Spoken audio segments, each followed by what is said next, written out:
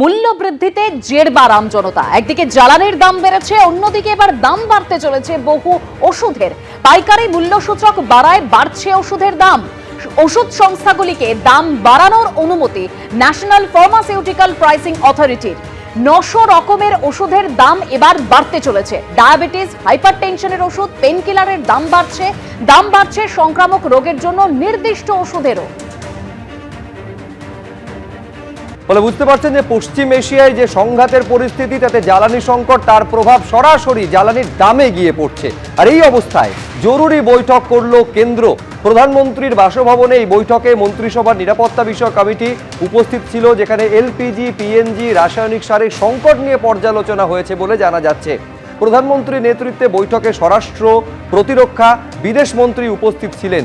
জ্বালানি, সার সহ আগের যাবতীয় সিদ্ধান্ত পর্যালোচনা করা হয় আজকের এই বৈঠকে। জ্বালানি ও গ্যাস সরবরাহ পর্যাপ্ত রাখতে এই বৈঠকে আলোচনা হয়েছে বলে খবর।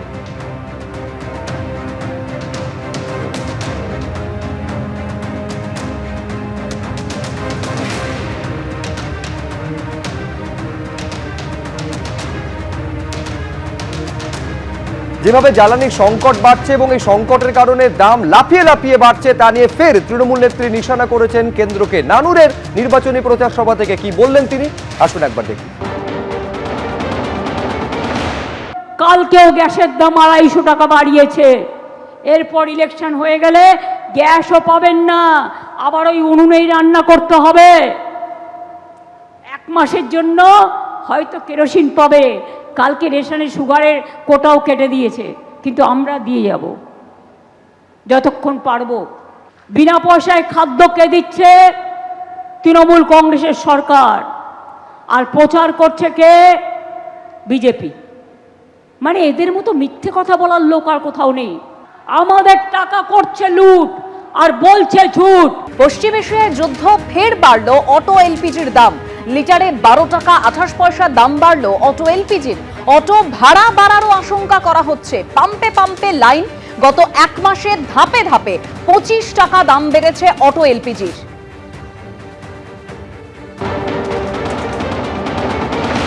দেখো, জানিয়ে রাখি যে গতকালকে পর্যন্ত অটো এলপিজি যারা অটো চালকরা ছিলেন শহরে, তারা 70 টাকা 68 পয়সাতে গতকালকে পর্যন্ত কিনেছিলেন। আজকে তারা যখন ফের এলপিজি তারা নিতে আসেন, তখন তারা দেখছেন যে 12 টাকা 28 পয়সা দাম বেড়ে গিয়েছে গতকালকে রাত্রি 12টার পর থেকে, এবং তার জেরে তাদেরকে 1 লিটার এলপিজির জন্য গুণাগার করতে হচ্ছে প্রায় 82 টাকা 96 পয়সা। তাদের বক্তব্য যে এই যে 1 মাস মধ্যপ্রাচ্যের যুদ্ধ যবে থেকে শুরু হয়েছে, তার আগে পর্যন্ত 57 টাকা সামথিং পয়সাতে তাদের এই টাকা কিনতে হতো। তারপরে প্রায় 1 মাসে ধাপে ধাপে প্রায় 25 টাকা বেড়ে গিয়েছে। আমরা দেখতে পাচ্ছি অটোর দীর্ঘ লাইন প্রিন্স আনোয়ার শাহ রোডের একটি ইন্ডিয়ান অয়েল পেট্রোল পাম্পে, এবং অটো চালক যারা রয়েছেন তাদের স্পষ্ট বক্তব্য যে এই 25 টাকা যে তাদের বেড়েছে, তার ফলে তারা কিন্তু যথেষ্ট আশঙ্কার মধ্যে পড়েছেন। পরিবার নিয়ে কি করে চলবেন তারা বুঝতে পারছেন না। সামনের দিকে পেট্রোল পাম্পে যে তুমি অটো দেখতে পাচ্ছ, বাইরের রাস্তার দিকে কিন্তু সেই অটোর লাইন আরো একেবারে সর্পিল আকার ধারণ করেছে। আমি এই যে দেখতে পাচ্ছ যেখানে এলপিজি নেওয়া হচ্ছে, এখানে কিন্তু স্পষ্ট যে রেট লেখা আছে, ক্যামেরা অভিজিৎকে দেখাতে বলবো, 82 টাকা 96 পয়সা, অর্থাৎ 1 লিটারের দাম 82 টাকা 96 পয়সা। গতকালকে পর্যন্ত কত রেট ছিল দাদা? কলকাতা রেট 70 रुपया 67 পয়েন্ট 70 টাকার মধ্যে প্রায় 12 টাকা 28 পয়সা বেড়ে গেছে। হ্যাঁ, যেমন জ্বালানির দাম বেড়েছে, একটি অটোর সাথে একাধিক পরিবার কিন্তু যুক্ত থাকে। তার কারণে আমরা জানি যে দিনে 2 থেকে 3জন গাড়ির চালক যারা রয়েছেন তারা একটি অটোকে চালান। ফলত সেই জায়গা থেকে আরম্ভ করে সকালবেলাতে এরকম দীর্ঘ লাইন। তোমাকে একবার লাইনটা দেখানোর চেষ্টা করব। এই হচ্ছে পেট্রোল পাম্পের ভেতর দিকের অবস্থা। বাইরের দিকে যদি তুমি দেখো, এটা হচ্ছে একেবারে রুবি থেকে তোমার কোনো রাসবিহারি, একাধিক রুটের অটো কিন্তু এখানে রয়েছে। এরকম দীর্ঘ লাইন রয়েছে। তারা এক এক করে অটো যাচ্ছে ভেতরে, এবং সেখান থেকে তারা গ্যাস ভরিয়ে নিচ্ছেন। এবং সব মিলিয়ে তাদের যেটা বক্তব্য, যে যেখানে 57 টাকাতে তারা গ্যাস কিনেছিলেন 1 মাস আগেও, সেখান থেকে প্রায় 25 টাকা বেড়ে গিয়েছে। এবং আজকে গতকাল রাতের বেলাতে 12 টাকা 28 পয়সা বেড়ে সেই গ্যাসের দাম কিন্তু এখন প্রায় 82 টাকা 98 পয়সা, অর্থাৎ প্রায় 25 টাকার মতন পুরো সব মিলিয়ে 1 মাসের মধ্যে বেড়ে গেছে।